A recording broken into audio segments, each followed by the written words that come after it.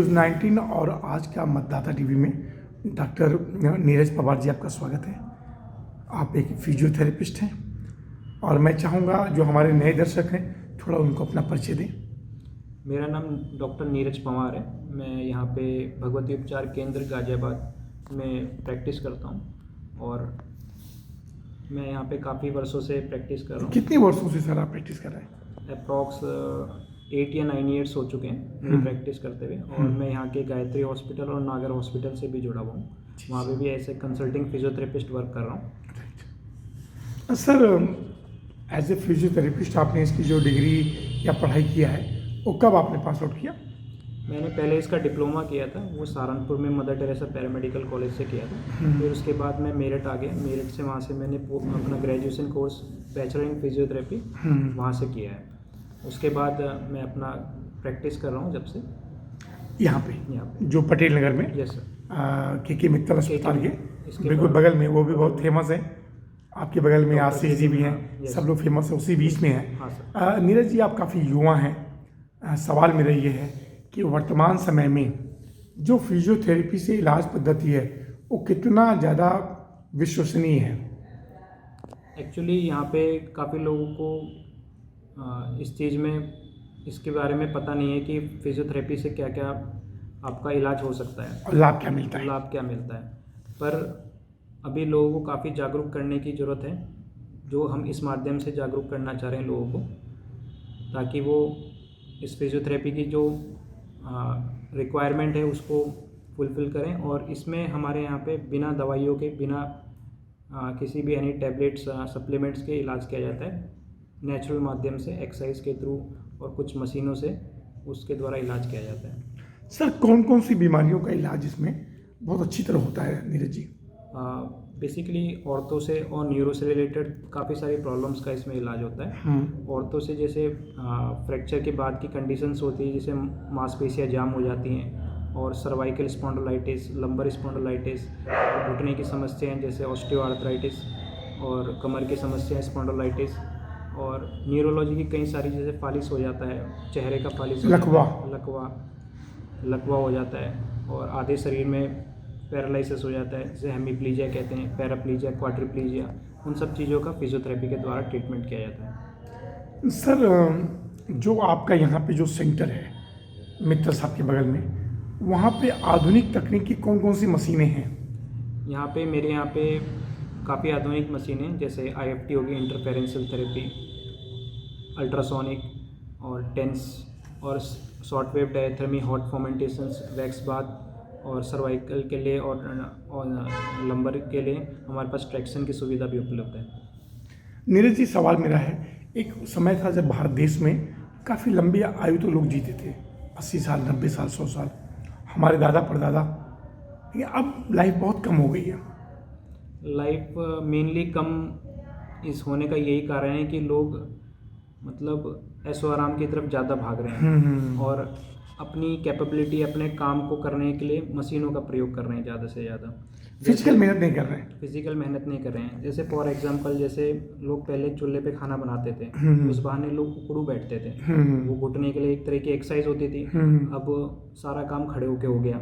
Washing machine पे खाना बना, मतलब कपड़े धोना खड़े होके होता है, और खाना बनाना, किचन का काम खाना भी इवन खड़े होके हो गया है। खाना सारा खड़े होके खाते हैं। सारा बेसिकली लोड हमारे घुटने पे आ रहा है, तो इसलिए सबसे ज़्यादा घुटने की समस्याएं भारत में बढ़ती जा रही हैं। इसी वजह से ऑस्टियोआर्थराइटिस की समस्या ज़्यादा से ज़्यादा बढ़ रही है। तो एक तरह से व्यायाम लोग नहीं करते, इसीलिए हमारी जो एवरेज लाइफ है काफ़ी कम हो गई है। सर कोरोना काल के बाद आपको याद होगा कि देश के प्रधानमंत्री नरेंद्र मोदी ने व्यायाम को प्राथमिकता दी कि भाई अपने रहकर मेडिटेशन करिए, कुछ एक्सरसाइज करिए दवाइयों के साथ। तो कोरोना काल के बाद देश की जो स्वास्थ्य व्यवस्था है उसमें कितना मजबूती आई है नीरज जी? कोरोना काल के बाद लोग काफ़ी जागरूक हुए हैं। फिजियोथेरेपी बेसिकली आपका ट्रीटमेंट के साथ साथ मेंटली सपोर्ट भी करती है, कि मतलब वो आपको एक तरह से मेंटल बूस्टअप का भी काम करते हैं। तो एज ए फिजियोथेरेपिस्ट मैं यही चाहता हूँ कि लोग मेंटली भी बूस्टअप रहे। एक मेंटल हेल्थ की बहुत ज़रूरत है यहाँ पे, तो इसलिए फिजियोथेरेपी का बहुत मेजर रोल है इस चीज़ के अंदर। सर क्या इसको जैसे योग को प्रचारित और प्रसारित किया जा रहा है, पूरा लोग हर लोग परिचित हो रहे हैं, क्या फिजियोथेरेपी सिस्टम को भी ज़्यादा से ज़्यादा प्रचार की आवश्यकता है? हाँ, ये चीज़ बहुत ज़रूरत है कि फिजियोथेरेपी को भी बहुत ही प्रचार की ज़रूरत है, ताकि वो हर घर तक और हर जन तक पहुँचे। क्योंकि सर इसमें दवाइयों का प्रयोग नहीं होता और मुझे विश्वास है कि बड़े से बड़े इलाज जो है वो फिजियोथेरेपी के द्वारा ठीक हो जाते हैं सर। हाँ सर, फिजियोथेरेपी से काफ़ी संभावनाएं हैं और इससे बिना दवाइयों के काफ़ी चीज़ें ठीक हो जाती हैं। तो लोग इसको यूज़ करें और ज़्यादा से ज़्यादा इसको प्रसारित करें। सर एक बड़ा सवाल था कि क्या गाज़ियाबाद में सरकारी मेडिकल कॉलेज खुलना चाहिए? सरकारी मेडिकल कॉलेज खुलने, प्राइवेट तो बहुत है, प्राइवेट काफ़ी हैं, पर एक सरकारी खुल जाए तो उससे ना जो यंग जनरेशन है, जो तैयारी निम्न और मध्यम वर्ग के बच्चे जो निम्न हैं और मध्यम वर्ग के जो बच्चे हैं, उनको एक सहयोग मिलेगा गवर्नमेंट की तरफ से और उनको आगे लाइफ में बढ़ने का बहुत अच्छा सुनहरा मौका मिलेगा। तो हम तो यही चाहते हैं कि एक अच्छा सा मेडिकल कॉलेज गाज़ियाबाद में भी खुले। सर एक सवाल और था, मेरे सभी लोग से मैं पूछता हूँ, आप जो बिल्कुल युवा हैं, आप इस फील्ड में क्यों आए? डॉक्टर क्यों बने आप? मैं इस फील्ड में इसलिए आया कि बहुत सारे लोगों को हमारी ज़रूरत है और शायद भगवान ने हमें इस तरह का मौका दिया है कि हम लोगों की सेवा कर सकें और निस्वार्थ सेवा कर सकें और काफ़ी हम इस चीज़ में हेल्प कर सकें लोगों की। इसी वजह से इस फील्ड में इसको आपने चुना? इसको चुना है। राइट। सर एक बड़ा सवाल और भी था, हमारे देश में वर्तमान में कोरोना के बाद हर कोई आदमी स्वास्थ्य को प्राथमिकता दिया, हर कोई इंश्योरेंस लेना चाहता है। यस। तो इंश्योरेंस सेक्टर को और भी बढ़ावा देना चाहिए देश में? इंश्योरेंस, हाँ, आजकल युवा जनरेशन के लिए बहुत अच्छी चीज़ है और क्योंकि हर आदमी जेब में पैसा लेके तो घूमता नहीं जी। तो और इंश्योरेंस करने से बहुत ही मतलब उनको समय पे उस चीज़ का लाभ मिलता है जब उनको ज़रूरत होती है रियल में। लेकिन सर देखा जाता है कि जब लोग, बस दो सवाल हो रहे हैं नीरज जी, कि जब आदमी इंश्योरेंस कर लेता है लेकिन जब बीमार पड़ता है तो इंश्योरेंस सेक्टर उसको मना कर देता है कि भाई आपका ये इलाज कवर नहीं है, ये इलाज कवर नहीं है। क्या इंश्योरेंस सेक्टर को, उपभोक्ता को कोई ब्रीफिंग देना चाहिए? ये बहुत ज़रूरी है कि जब आप इंश्योरेंस ले रहे हैं तो उपभोक्ता को पूरा ब्रीफिंग किया जाए कि इसमें ये चीज़ कवर है और ये चीज़ कवर नहीं है। तो इस चीज़ पे उपभोक्ता को भी थोड़ा सा जागरूक होना पड़ेगा कि हमारी जो इंश्योरेंस में क्या क्या चीज़ कवर्ड है और क्या क्या चीज़ अनकवर्ड है। बिल्कुल अंतिम सवाल था नीरज जी, जो डॉक्टर को लोग शुरू से भारत देश में भगवान मानते हैं, लेकिन देखा जाता है कि जो अभी उपभोक्ता फोरम है डॉक्टर द्वारा मरीजों का इलाज के बारे में, तो उसमें डॉक्टरों को और लिबर्टी मिलनी चाहिए जिससे वो खुल कर मरीज का इलाज कर सकें। हाँ, खुल के लिबर्टी मिलनी चाहिए ताकि वो अपना पूरा बेस्ट दे सकें कि काफ़ी इन लिमिटेशंस की वजह से वो अपना बेस्ट नहीं दे पाते। सर देश के प्रधानमंत्री नरेंद्र मोदी जी के लिए कुछ बोलना चाहेंगे?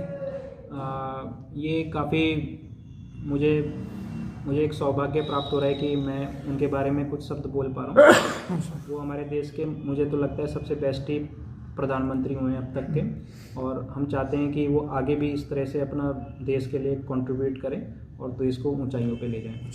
सर आज 22 जनवरी है, आज अयोध्या में भगवान राम की प्राण प्रतिष्ठा हो चुकी है। आज के दिन देशवासियों को क्या संदेश देना चाहेंगे?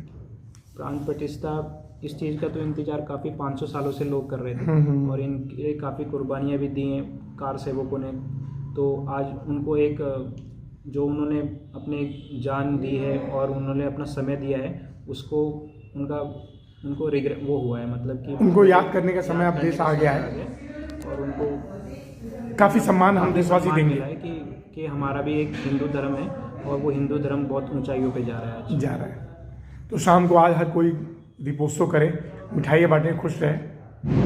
हाँ जी, ये बहुत अच्छी बात है कि हमारे देश में आज दिवाली जैसा अवसर हो रहा है और सभी को अपने घर में दीप प्रज्वलित करने चाहिए और एक दूसरे को मिठाई और हिंदू धर्म को काफ़ी बढ़ाना चाहिए और अपने घर के आगे एक झंडा जय श्री राम का और उसको लगाएं और ज़्यादा से ज़्यादा इसको प्रसारित करें।